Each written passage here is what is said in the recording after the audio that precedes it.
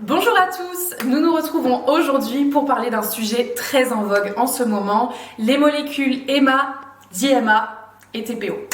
Vous en avez sûrement déjà entendu parler sur les réseaux sociaux, mais savez-vous réellement ce qu'ils sont ?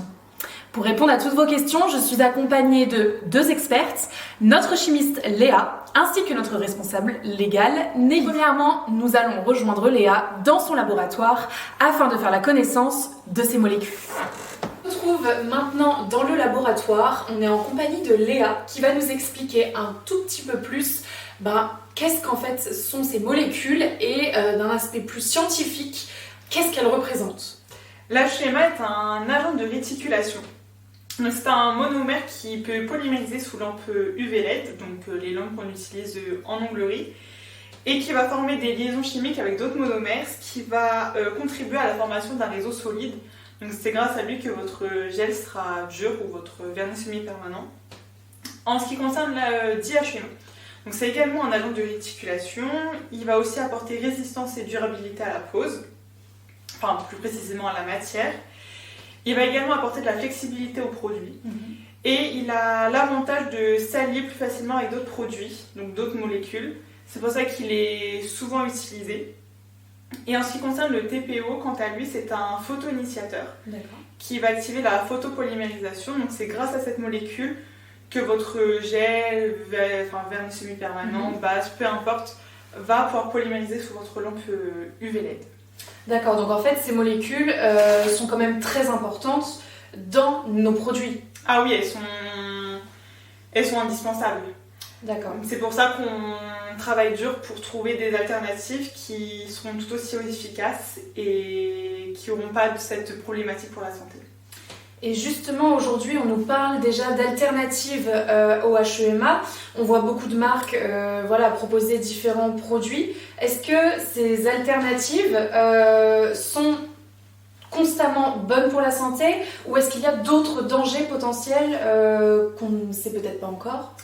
Alors pas forcément. Souvent une marque va vous dire oui, nos produits sont sans HEMA, mais ils vont mettre 2-3 allergènes. D'accord. Donc forcément ils vont dire oui c'est sans HEMA qui est lui un allergène, mais ils vont le remplacer par 2-3 autres allergènes. Est-ce que c'est forcément mieux pour la santé ?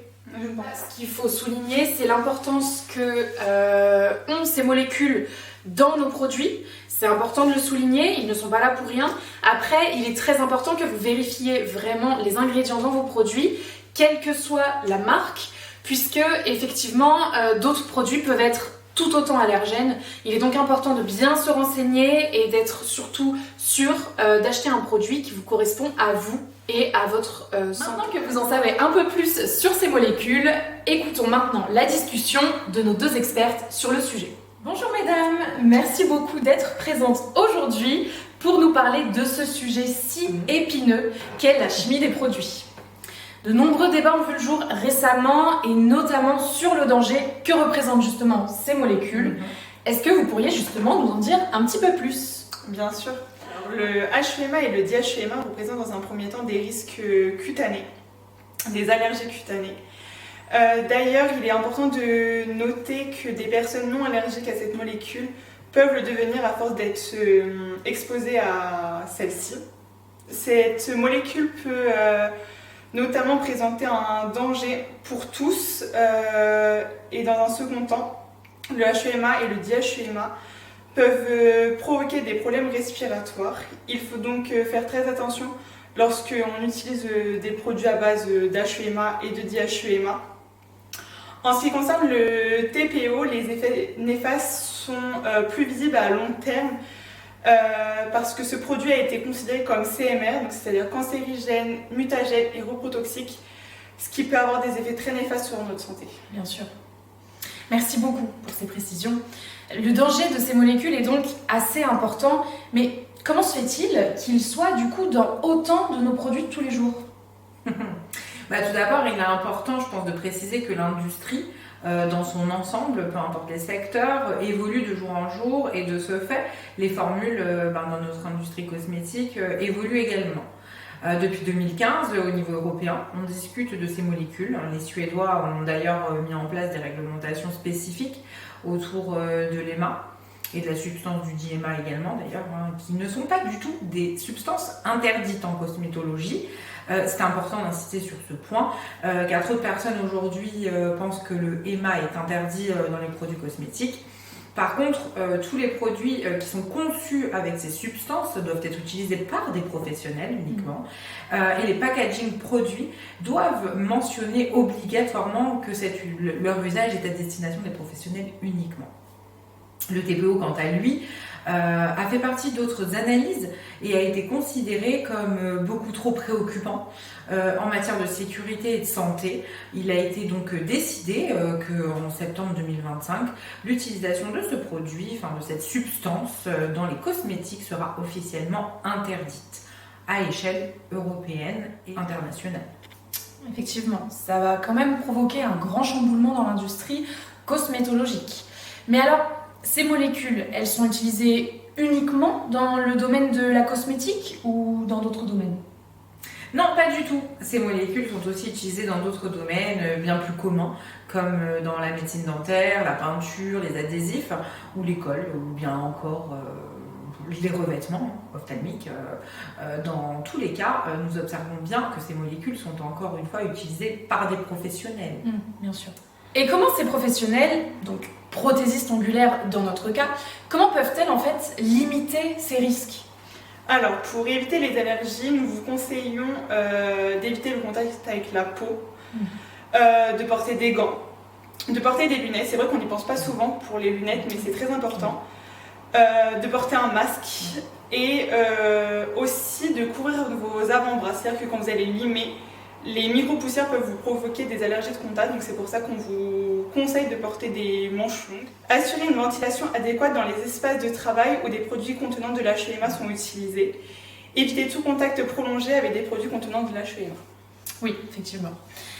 Et comment comptez-vous faire face justement à ce chamboulement chez Loanai System? On ne peut pas parler de chamboulement, en tout cas pas pour nous. En fait, c'est un sujet qui est sur la table des industries cosmétologiques depuis 2015 et donc qui était d'actualité avant même la création de la marque Loanai System. Et nous, en tout cas, ça a été naturellement intégré, cette dynamique, dans notre stratégie de recherche et de développement, car il est important pour nous de proposer des produits sécurisants. Oui.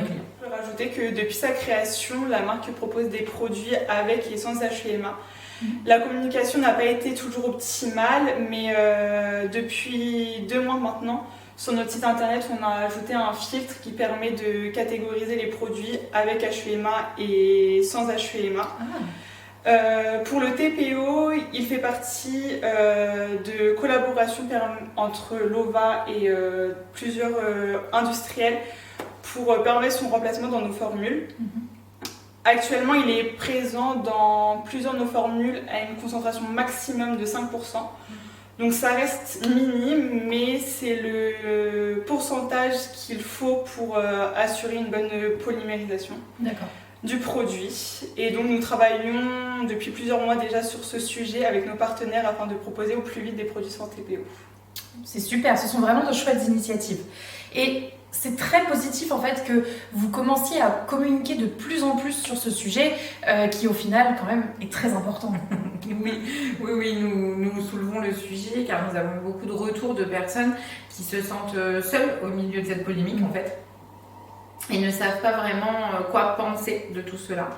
Notre choix avec cette communication sur le sujet n'est pas de raviver des polémiques, mais plutôt d'informer, d'éduquer un maximum de personnes afin qu'elles fassent leur choix en conséquence et de manière totalement éclairée. Bien sûr. Bien, merci beaucoup, mesdames, pour cette intervention. C'était très intéressant.